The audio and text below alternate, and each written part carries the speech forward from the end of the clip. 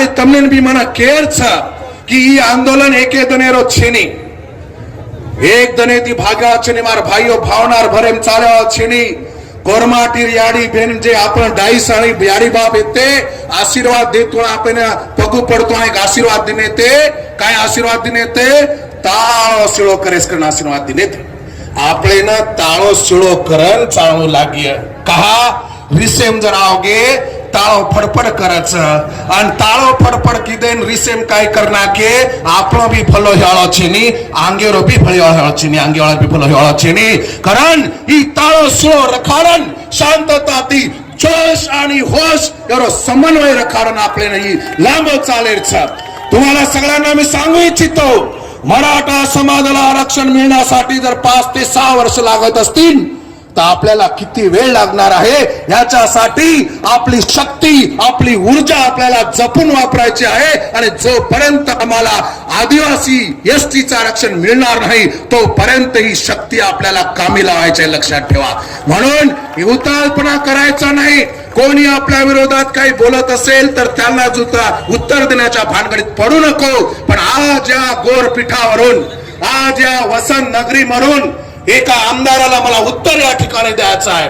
काल परवा एका बीजेपीच्या आमदाराने एक वक्तव्य केलं, भाऊ एक वक्तव्य केलं की जोपर्यंत संविधान आहे तोपर्यंत आमचं कोणी उपटू शकत नाही म्हणून तो म्हणतो. अरे त्या आमदाराला मी सांगतो संविधान काय तुझ्या बापाची जागीरदारी नाही, संविधान आमचं देखील आहे. तू जसा म्हणतो तसा संदेश चव्हाण या व्यासपीठावरून या गोरपीठावरून तुला आवाहन करतो की जोपर्यंत संविधान आहे तोपर्यंत तू देखील आमचं काय उपटू शकत नाही लक्षात ठेव. आणि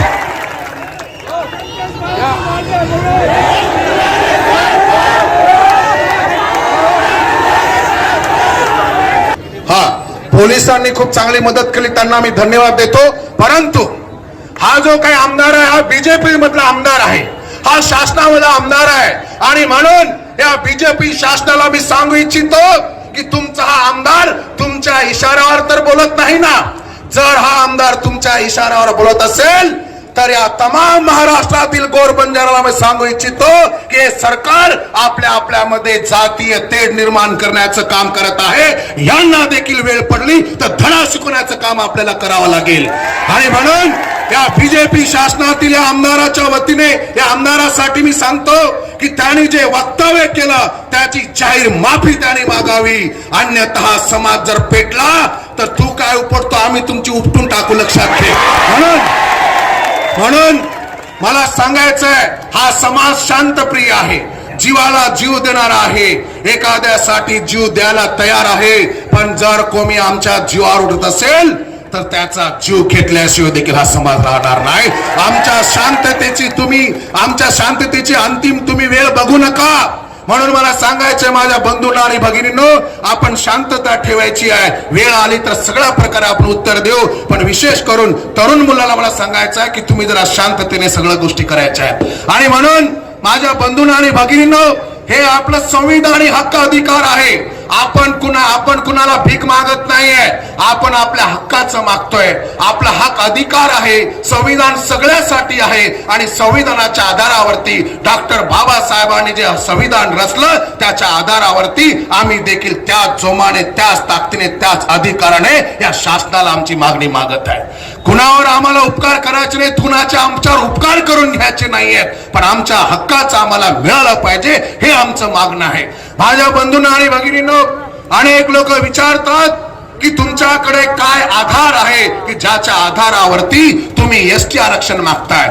मी इथे अनेक वेळा अनेक ठिकाणी माझ्या भाषणातून सांगितलंय 1965 ला जी काय लोकूर कमिशन नियुक्ती झाली होती, लोकूर कमिशनाच्या निमित्ताने ज्या काही 5 प्रकारचे निकष त्या लोकूर कमिशनने ठरवून दिलेले होते, ज्या 5 गोष्टी असल्या म्हणजे त्या समाजाला एसटी प्रवर्गाचं आरक्षण मिळू शकते, त्या 5 गोष्टी त्या 5 अटी शर्ती हा समाज पूर्णपणे फॉलो करतो, पूर्ण करतो. सगळ्यात महत्वाचं आदिमतेचं लक्षण. अरे आज देखील हा समाज शिकार करून खाणारा समाज आहे. आणि तुम्हाला सांगू इच्छितो, या या या शिकारीचे एक वैशिष्ट्य सांगतो की या समाजाने बसलेल्या शिकाराची, बसलेल्या सशाची कधी शिकार केली नाही. त्याला उठवलं, त्याला धावायला लागला आणि त्यानंतर त्याची शिकार केली. लक्षात घ्या, हा समाज बास खाणार नाही, हा समाज उष्ट खाणार नाही, हा समाज दुसऱ्याच्या ताटातील देखील खाणार नाही.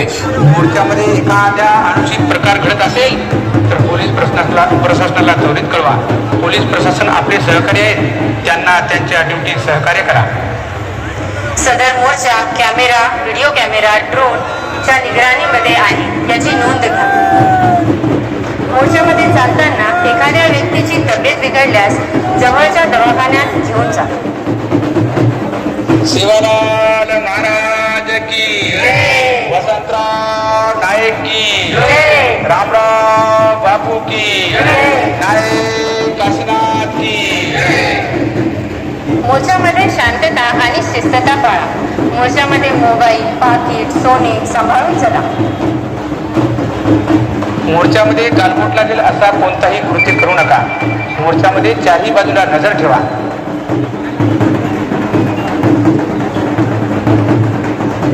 मोर्चा हक्क अधिकार मागण्यासाठी आहे, कोणावरही दडपण आणण्यासाठी नाही.